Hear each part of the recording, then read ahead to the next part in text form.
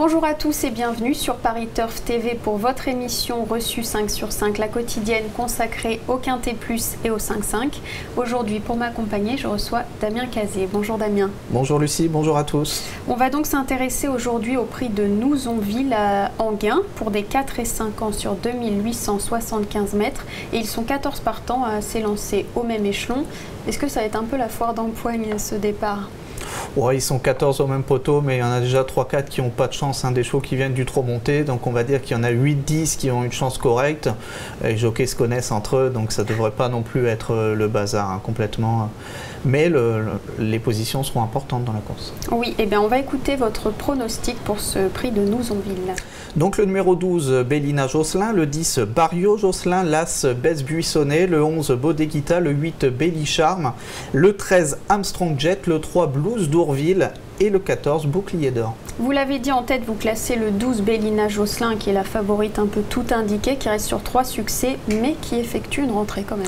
Elle fait une petite rentrée. En plus, les 3 dernières victoires qu'elle a accomplies, c'était déféré des 4 pieds à chaque fois. Mais Jean-Michel Bazir, si la jument, la pouliche n'avait pas été prête, il l'aurait laissé ferrer tout court. Là, elle est quand même déférée des postérieurs. C'est un petit indice qui nous laisse penser qu'elle doit déjà avoir un niveau de forme assez avancé. D'ailleurs, j'enfonce un peu les portes ouvertes puisque dans nos colonnes, il a signalé que la jument était déjà très bien et prête à faire une bonne valeur. Et comme je pense que c'est pas une bonne pouliche, mais une très bonne pouliche, elle vaut beaucoup mieux qu'un lot comme ça, c'est déjà suffisant même pour gagner, je pense. Eh bien, vous êtes très confiant. Le fait qu'elle affronte pour la première fois les mâles et ses aînés, ça ne vous inquiète pas? Moi, je pense qu'au niveau des femelles, c'est une pouliche qui vaut SMI classique. Donc là, on est en dessous des SMI classiques. Donc je pense qu'elle peut affronter les mâles.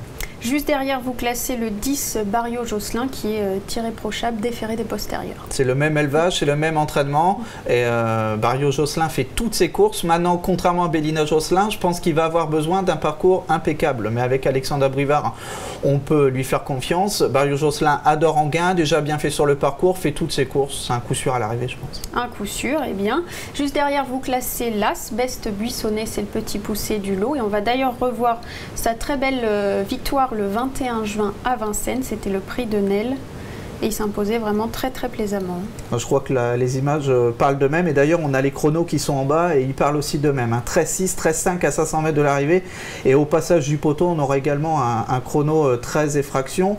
Alors au niveau des conditions techniques, alors certes Bess Buissonnet il a beaucoup moins de gains que les autres, mais s'il gagne cette course ou qu'il est dans les 2 premiers, il aura les mêmes gains que les autres. C'est un cheval qui a couru aussi moins souvent et déféré des postérieurs comme c'était le cas dans la course référence, c'est 2 victoires, 2 courses déféré des postes, 2 victoires, 2 fois des chronos en dessous de 14. Certes, il monte de catégorie, c'est un fait, mais il en est largement capable. Très bien. Juste derrière, vous classez le 11, Bodeguita, qui a désormais 2 parcours dans les jambes. Ouais, Bodeguita, elle est formidablement née, puisque c'est la sœur utérine de Village Mystique. Elle était très compliquée dans sa jeunesse. En fait, au tout début, elle avait aligné les victoires et elle s'annonçait très prometteuse. Elle a dû avoir des petits soucis de santé. Elle a été arrêtée. Elle est un peu indélicate de temps en temps, beaucoup moins pratique que certains de ses adversaires, mais elle a de la classe. Et c'est-à-dire que si elle arrive à être aux avant-postes et qu'on l'embête pas trop, elle est capable d'aller très loin. Et ben on va justement écouter ce qu'a déclaré Gabriel Gelormeni à son sujet. Le jument m'a laissé une très belle impression l'autre jour. C'était une deuxième course de rentrée. On fait 1 km que de 11,5. Je suis battu tout à la fin, donc je pense qu'elle va monter là-dessus. Je pense qu'elle a la même chance qu'Armstrong Jet. Elle est peut-être même un peu supérieure. C'est une jument qu'on a vu évoluer au niveau semi-classique à 3 ans et très bien se comporter. Ouais, exactement. Après, elle est un petit peu moins pratique qu'Armstrong. Mais bon, elle commence à s'agir le jour où on a couru offensif. Là, je pense qu'on va courir à cacher et essayer de la faire finir. Alors, est-ce qu'il préfère un peu Bodeguita à Armstrong Jet, on dirait Gabi Gelormini? Mais il a tout dit, Bodeguita est probablement meilleur qu'Armstrong Jet, mais Armstrong Jet est beaucoup plus pratique. C'est-à-dire que Bodeguita, elle va éventuellement aller en tête, il ne faut pas qu'elle se fasse attaquer, alors qu'Armstrong Jet va être derrière et va dépendre lui par contre du rythme. Mais avec Bodeguita qui va forcément minimum faire du rythme elle-même, Armstrong Jet a peut-être une meilleure chance, mais Bodeguita est meilleur qu'Armstrong Jet, ça c'est presque sûr. D'accord, juste derrière vous classez le 8, Belly Charme, qui sera cette fois déféré des postérieurs. C'est justement pour ça que je l'ai mise dans le prono. C'est pas une pouliche que j'aime particulièrement, mais elle a toutes les statistiques pour elle. Elle est à l'arrivée à chaque fois en gain, elle est associée à Eric Raffin et elle a gagné à Enghien en étant ferrée. Aujourd'hui, elle est déférée des postérieurs, donc forcément on est obligé de la mettre, même si je pense pas que ce soit une gagneuse et que c'est plutôt pour être 3/4e. Je suis peut-être un peu méchant quand même. Moi je l'aime bien cette Belly Charm, mais je crois qu'en plus elle n'a jamais déçu à Enghien. Ouais, 3 sur 3.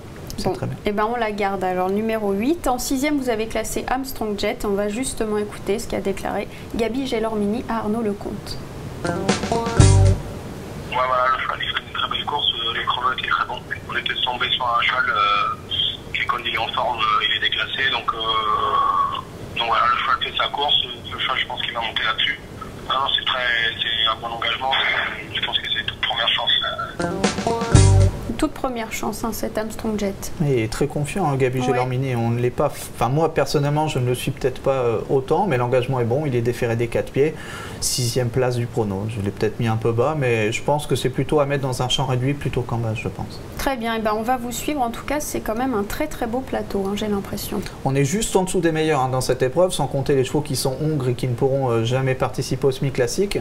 Mais dans les générations respectives, A et B, c'est une course qui a dû être visée hein, par certains entraîneurs, puisqu'on est piste plate et certains de ces chevaux préfèrent les pistes plates. On suivra donc ça avec un grand intérêt. Avant de conclure, vous avez une petite pépite pour cette réunion. Alors ce sera dans la dernière, c'est encore la génération DB, c'est le 805 Boschio de Vandel, un cheval qui avait aligné les victoires l'année dernière, qui vient d'effectuer une bonne rentrée et qui devrait renouer avec les bonnes performances. Et ben on va suivre le 805. Merci beaucoup Damien, ce fut un plaisir. À très bientôt sur Paris Turf TV. À très bientôt, au revoir. Et demain, vous retrouverez Philippe Thévenon et Emmanuel Ballot. Au revoir, bon jeu à tous.